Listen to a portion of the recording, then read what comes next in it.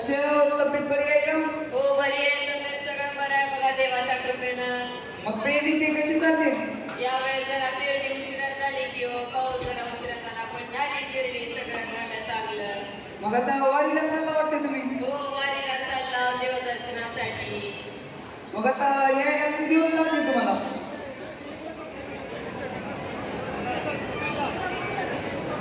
यायला किती दिवस लागतील मग आता तुम्हाला? यायला एक 8-10 दिवस लागतील साहेब. अहो मग तुम्ही SIR प्रक्रिया पूर्ण करून घेतली का? हो साहेब एसआय म्हणजे नेमकं मला समजलंच नाही. अहो SIR म्हणजे स्पेशल इंटेन्सिव्ह रिव्हिजन. कळलं नाही? अहो म्हणजे विशेष सखोल फेर तपासणी म्हणजेच मतदान यादी दुरुस्ती. अहो माऊली, लोकशाहीचा सर्वात मोठा सण म्हणजे निवडणूक. त्यासाठी तुमचे नाव मतदान यादीमध्ये पाहिजे ना. आणि म्हणूनच सरकारने SIR ही प्रक्रिया राबवली आहे. ओ साहेब एसआय प्रक्रिया लावलं आहे का एसआय प्रक्रिया? बरं सर्वांनी नीट आहे का? सर्वांना सांगतो. मी सरकारकडून निवडलेला एक निवडणूक अधिकारी आहे आणि माझं काम काय आहे की तुमच्या प्रत्येक कुटुंबाची माहिती गोळा करणे आणि ते तपासणे. अहो तुम्ही ते BLO शब्द कधी ऐकला का? अहो तोच BLO मी. कोण आहे मी? BLO. हो साहेब तपासणी म्हणजे नेमकं तुम्ही काय काय तपासणार हो?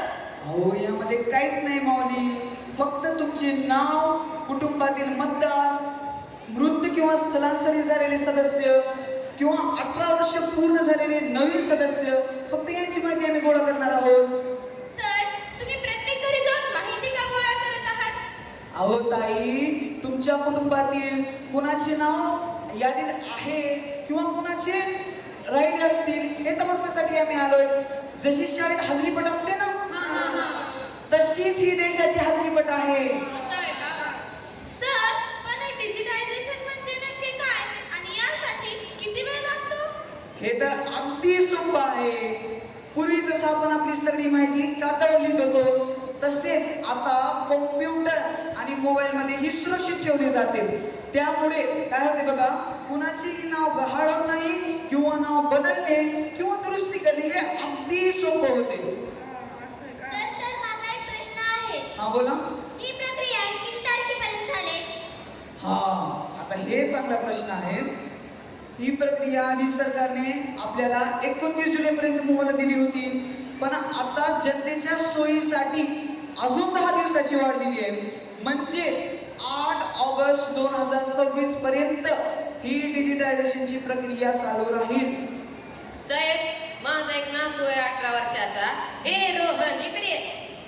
साहेब हा माझा 18 वर्षाचा नातू आहे. त्याच्या मतदानासाठी काय काय लागेल सांगा बरं. नमस्कार साहेब, मी रोहन. मी आता 18 वर्षाचा झालो आहे. आता मी मतदान करू शकतो का?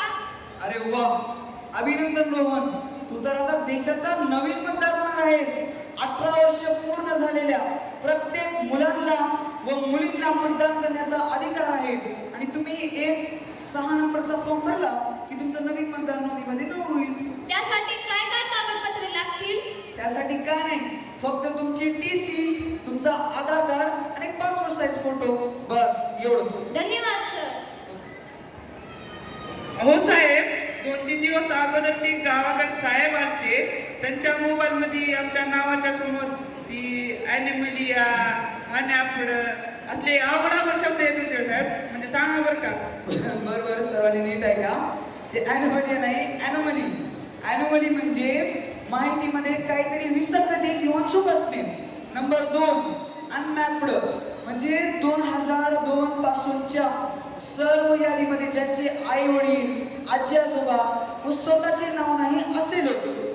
बरोबर. Number 3 uncollectible. नंबर 3 काय? अनकलेक्टेबल म्हणजे ज्याच्यासोबत अजून संपर्क होऊ शकला नाही किंवा ज्याची माहिती अजून गोळा होऊ शकली नाही असे लोक म्हणजे अनकलेक्टेबल. हो साहेब समजलं सर्वांना? हो साहेब या ॲनोमली अनमॅप्ड यामुळे आमचं नाव तर बाद होणार नाही ना? अजिबात नाही. अनमॅप्ड आणि अॅनोमली असलेल्यांसाठी सरकारकडून एक विशेष सुनावण्या म्हणजेच हिअरिंग्स आयोजित केल्या जाणार आहेत. त्यामध्ये तुम्ही जाऊन तिथे तुमची योग्य माहिती आणि तुमचे डॉक्युमेंट्स तिथे जर जमा केला ना, तुमचे नाव पूर्णपणे अद्ययावत होते. समजलं का? साहेब, एक सामान्य नागरिक म्हणून आम्ही तुम्हाला काय मदत करू शकतो? अहो आजोबा, तुम्ही काहीच करू नका, फक्त 6 सोप्या गोष्टी करा.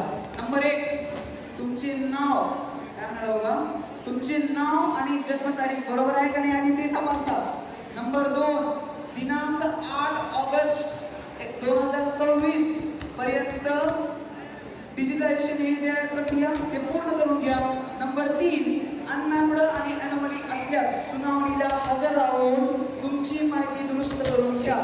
नंबर 4, अनकलेक्टेबल श्रेणी जर नाव असेल, काय म्हणाला मी, अनकलेक्टेबल श्रेणी जर नाव असेल तर तातडीने पीएफशी संपर्क साधा. नंबर 5, 18 वर्ष पूर्ण झालेल्या प्रत्येक मुलामुलीचे नाव वेळेत नोंदवा. आणि सर्वात महत्त्वाचं म्हणजे जेव्हा BLO सर तुमच्या घरी येतील त्यांचे हसून सहकार्य करा.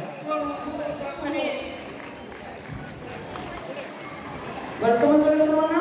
सर, कोणाची असेल का? माझी एक शंका आहे. बोला. तुम्ही म्हणालात मॅपिंगवर आई वडील किंवा आजी आजोबा यांचे नाव असेल तर मग लग्न झालेल्या महिलांनी कोणाकडून मॅपिंग करावी? याचे उत्तर माझा असिस्टंट सांगेल. अहो ताई, अगदी सोपं आहे.